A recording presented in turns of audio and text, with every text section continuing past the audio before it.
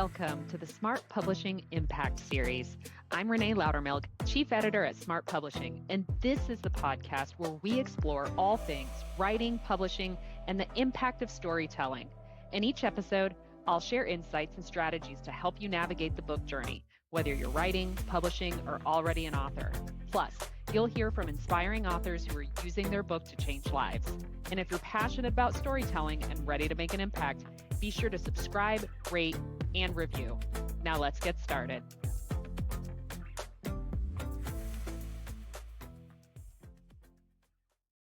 Hello, everybody. Welcome to another episode of the Smart Publishing Impact Series. I'm Renee Loudermilk, Chief Editor at Smart Publishing, and today is another solo episode. And it's an episode that I actually wasn't planning on doing, but there were a series of events that happened tomorrow that just lit me on fire. So I was like, okay, I got to do this episode because I am so tired of seeing this. I'm so tired of seeing people get taken advantage of or not get the best service that they are paying money for. And, from time to time, and in fact, it's actually how we got into the publishing business. Jonathan and I never planned on getting into the publishing business. It was something that happened, we're both published authors, and it was something that happened after I had published my book and taken it upon myself to learn the ins and outs of publishing. And what happened after that was we started having people come to us looking for our help because they were with a different publisher who they had sensed through just quality of service and things not adding up was not setting them up for success. And so we had, quite a few people who came to us, and we spotted issues that were going on that were going to cost them things like the ability to hit bestseller on Amazon. And, we righted the course of action in those situations. Other situations where people are just waiting and waiting and waiting and waiting forever for their publisher to finally get back to them or finally get an edit to them. Things like that. And yesterday we had someone that we know real well who is going to be releasing a book. Another publisher has been handling it. It's been a really, really long time coming. It's been a very, very lengthy process for this person, unfortunately. And this person paid for their add-on bestseller service, which I think last time I heard what this publisher was charging for it was somewhere around $1,500. That's an add-on service. That's just for them to do your categories. And I got forwarded the email that they got from the person who did it. And I'm just sitting here looking at this email, shaking my head. So that's why I'm going to do this episode. I'm going to give away the game on how to hit Amazon bestseller. I am going to tell you the nooks and crannies and ins and outs and all the nuances. You're going to hear that today, so that if you are, for some reason, not working with us, you're working with somebody else, you will at least know enough to know if you're being provided with subpar service or if you're just being sold down the river. Okay. So the first few things that I noticed as red flags when I was looking at this, and here's the thing, full disclaimer, this person might be doing the best that they know how to do. They might not be cheating anybody or anything like that. None of this might be intentional. It just might be that they just don't know what they don't know, which is still unfortunate because they're charging people for this service. But the first thing that I noticed is it looks like they're trying to set this person up to release both their formats at the same time. Massive, massive mistake. I will tell you why once I start going through the entire play on hitting bestseller on Amazon, okay? The other thing I notice is I know the categories pretty darn well at this point, and I know what the trends in the categories look like. They are moving targets. They change daily, anybody can publish a book any day that all of a sudden, has a huge draw to it. but there's a lot that can remain, pretty consistent. And they got them in some unnecessarily competitive categories that require quite a number of one-day orders to hit bestseller. And I know off the top of my head of 3 or 4 much less competitive categories that I could put this person in that would be far easier to hit bestseller in. What I also noticed is that it looks like they only gave the categories, and that's another problem as well. If you don't have your SEO keywords, your search words, in Amazon completely aligned to the categories you choose, Amazon can and will change those categories. It's simply their algorithm. They are a master at categorizing stuff to make it easy for people to find what they're looking for. And if you don't have your search keywords that align with your categories, they will change those categories. And so your whole entire plan on hitting bestseller just went out the window that way. So yeah, so that's why I'm all on fire today. And I get passionate about this stuff, guys. I'm like, come on, do better. So let me start telling you the entire game on bestseller on Amazon. What I will not be able to tell you is exactly what categories your book needs to go in, or exactly how many sales you need to hit to achieve, that, because one, like I said, the categories that they're fluid, they're not static. People are publishing books every single day. And so, if you have a big name book come into a category, that's going to change things, right? So it's a fluid situation. I also don't know what your book is about. So, that's why I can't get into that. If you want to DM me, hit me up, ask me questions that are more specific to you. That way I fully invite that. Please do. So first, let's start out. How is bestseller on Amazon calculated? Bestseller on Amazon is calculated based on 1-day orders for the category or categories that you're in. Typically, books on Amazon will be published with 3 total categories. That's typically these days the max amount of categories that they will show under your product details on your book sales page. You used to be able to get them to add on up to 7 categories. That is something that they stopped doing about a year ago. So it's 3 categories. Oftentimes they might add you to some categories in the back end. I'll get to that here in a second. But notice that I said 1-day orders. The difference between orders and sales is really important, okay? And it's important because when we're looking at formats, what constitutes an order is when it is essentially on the way to being delivered. So what does that look like for Kindle? Kindle is instantaneous. It's digitally delivered. So moments from the time somebody purchases your Kindle format, it is digitally delivered, which means that it's then converted into counting as an order, which goes into your bestseller ranking. That pulls into your 1-day orders, which go to bestseller ranking, okay?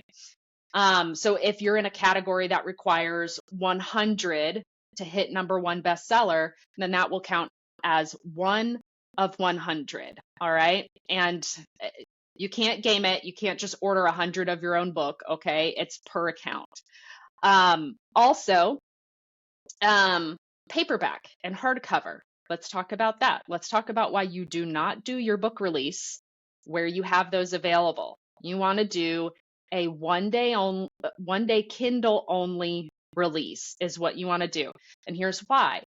When somebody purchases your printed book, so a paperback or a hardcover, that is not an instantaneous delivery, right? So it does not count as an order until it is printed and set to ship. And think about this from Amazon's perspective. Until they do that, you can go back in and cancel your order. Boom, just like that, you can cancel it. But once they print it and set it to ship, you no longer have the ability to cancel it. You have to wait until you receive it, and then you would have to do a return if you were going to, end up wanting a refund, essentially. So they will not count it as an order until it is printed and set to ship. That can happen everywhere from rarely, very rarely, the same day that somebody purchases the book all the way up to 7 days afterwards. It depends on a lot of different things. It depends on the current queue for what people have ordered, because remember, it's going through printing infrastructure. It's being put in a line of things, right? It depends on your geographic area as well. So there's a lot of different things that you cannot control that make a purchase finally count as an order. So you could have 100 people order your paperback the day of your release, and you will not hit bestseller because those did not all count as 1 day orders on your release day. You might have had 5 of them count the next day. You might have had 25 count the day after that. You might have had 30 count 3 days later. So you see what I'm saying? So that's why you will never ever see us release all of an author's formats on the same day, because those categories do not pool together. Your printed book categories are completely separate from your Kindle ebook categories. They do not pool together for bestseller. You're going to have a bestseller ranking over here for your printed books. You're going to have a bestseller ranking over here for your Kindle books. Again, separate categories. So you do a 1-day Kindle only release with a low barrier price. The lowest you can go is 99 cents. That means that you're going to maximize the amount of sales that you could possibly make. And then you set your printed copies to publish the day after that. So if anybody really, really wants to get their hands on the book, they can come in the day after and get that. Now, when you're doing that, you need to make 2 things really clear to people. One, it is a myth that you need a Kindle reader to be able to read a Kindle book. It's simply an app that you can download on your Android or your iPhone, or do they still make Google phone? Do they still make Windows phones? Please don't have a Google or a Windows phone. So if you have an iPhone or an Android, you can download the Kindle app and then you can read the book, download the book and read it here.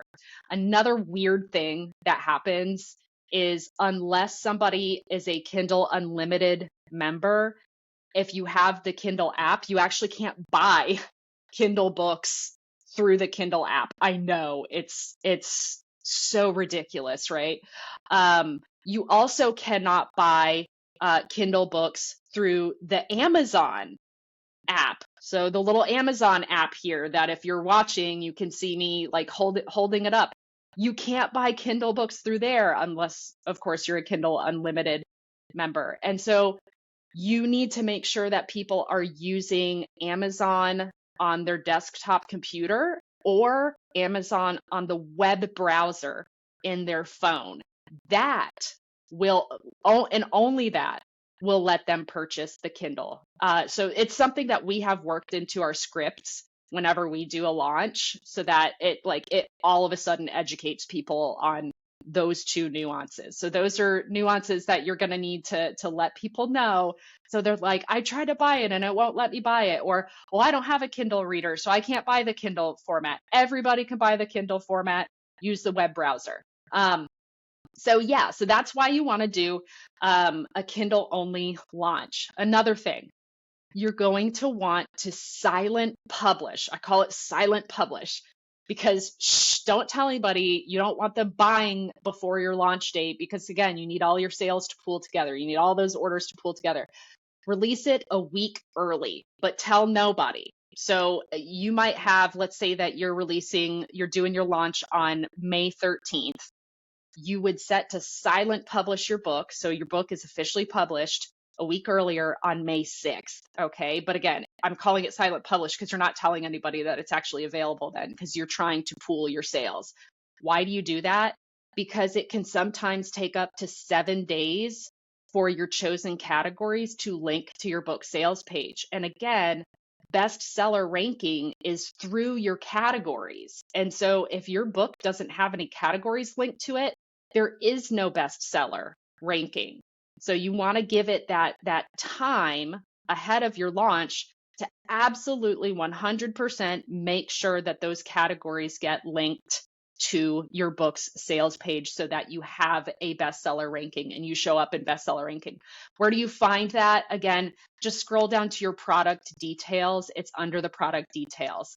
Also, pro tip, for some reason, when you do your launch, the product details, your ranking is like the last thing to update. It has a huge delay, as well as your order dashboard within KDP reports can sometimes have a huge delay.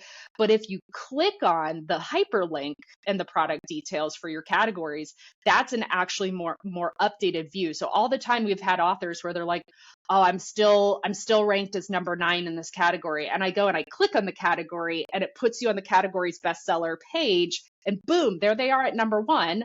It just hasn't updated the actual categories on the page yet because of whatever that lag is. Okay, so we talked about categories a lot. Let me touch back on what I talked about earlier, SEO keywords. You can choose up to 7 SEO keywords for your book in your KDP publishing console. And those keywords need to be the most popular search keywords that people are using when they are searching for things that are found within each of the respective categories. There is research that you could that's available for this. This is something that is out there. You can find it. You just have to do the research. You just have to do the legwork, or you have to work with somebody who can do that stuff if you don't even want to get into that. But those have to align with your categories. If they do not, what the algorithm is likely going to do is it's likely going to say, based off of the keywords you listed, there's a better category for this, and it's this category, and then they'll change it. And all of a sudden, your whole game plan, your like super low, competitive category that you picked, where you're like, yeah, all I need is like 50 sales to hit bestseller in this. Now all of a sudden it got updated to something that maybe you needed 200 sales to hit bestseller in it, and your whole plan is wiped out because you didn't have the right SEO keywords. So that is something that is absolutely critical, and it's something, unfortunately, a lot of people out there who are charging for this service don't even know, and that's why if you're in publishing, especially Amazon publishing, you got to stay tuned to the updates on all this stuff. You got to stay tuned to how Amazon works. Here's some funky stuff. So when you do your release, there are some funky things that may happen that you cannot control. Again, it's all based off of the Amazon AI and algorithm that's going on in the background. So oftentimes when a book gets published and Amazon's algorithms, the Amazon behind the scenes is like, wow, this book is really selling. A lot of people are buying this book right now. What they'll start doing is they'll start adding you to additional categories. All of a sudden, if you're looking at your book page, now you notice like, one of the categories under my product details changed. Or typically it's what's listed at the top. It'll say top new releases or bestseller in, and then it'll list the category. You'll be like, I never picked that category. And it's because you're getting added and slotted into other categories. Some of those categories we can't even access at all on the end of the KDP publishing console. Things like 2-hour reads or short reads in teen and nonfiction, things like that. Anytime you see like 2-hour reads or short reads in, those are like only accessible from the Amazon backend for some reason. So you can start to notice some of those.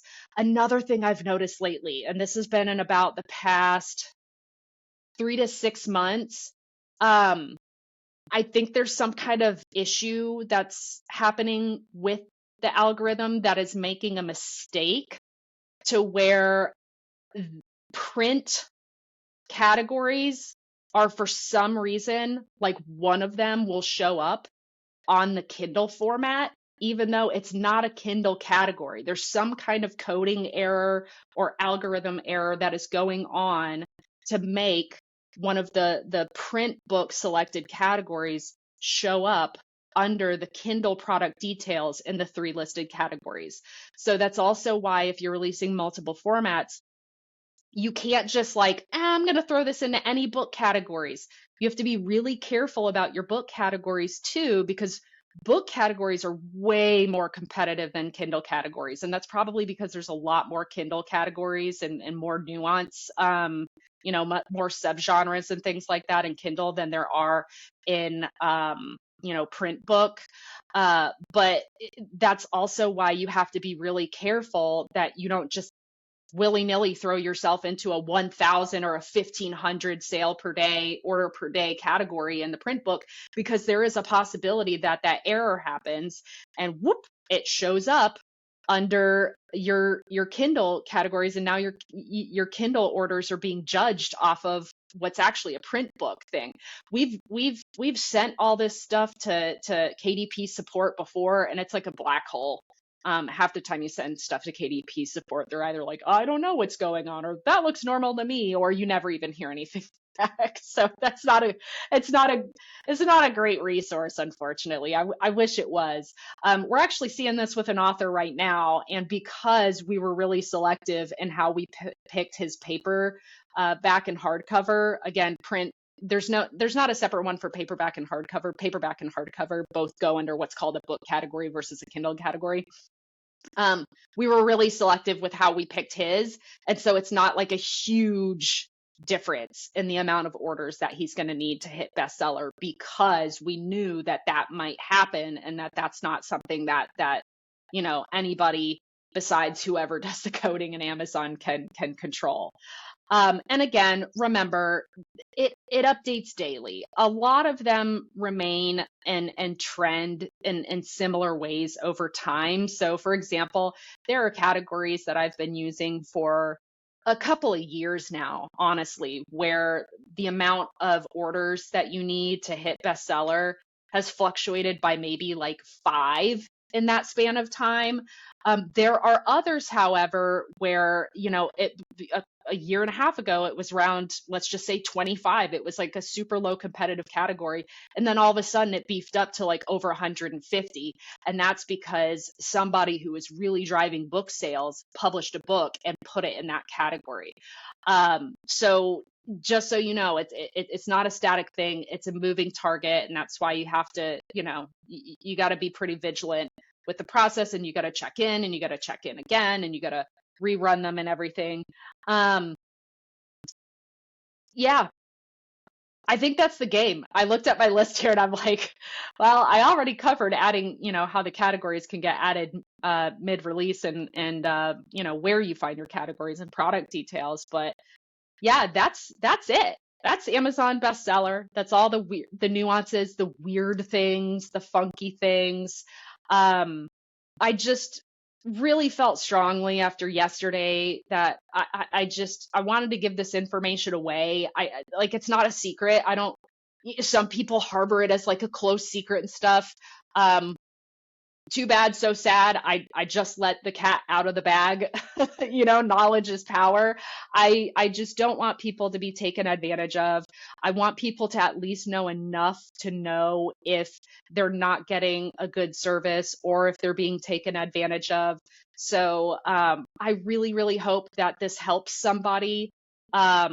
And I really hope that it helps more people hit bestseller as well. It's totally doable. It can be done. It just requires the right strategy and understanding some of these nuances. And so that's all I have for you guys today. Again, I invite you, if you have specific questions, to drop in my DM. I'm on Facebook, Renee Loudermilk. I'm the only Renee Loudermilk in the world, so it's going to pull me up right away. It's going to be really easy. You can also find our Smart Publishing page on there, and you can reach me that way. And I would be happy to help. I'd be happy to lend, my knowledge to you to try to help you with whatever it is that you're doing. So if you haven't already, subscribe to this podcast, rate, review. It helps to get it in front of more people so that, I can try to get the message out about, how to write your book without having to take a sabbatical or retire or even actually spend more than an hour a week, because you don't need to. and all the other publishing tips like I covered today. Definitely want to get that out to a bigger audience. And like I always say, keep writing your story because the world needs your voice. Thanks for tuning in. I'll see you guys next time.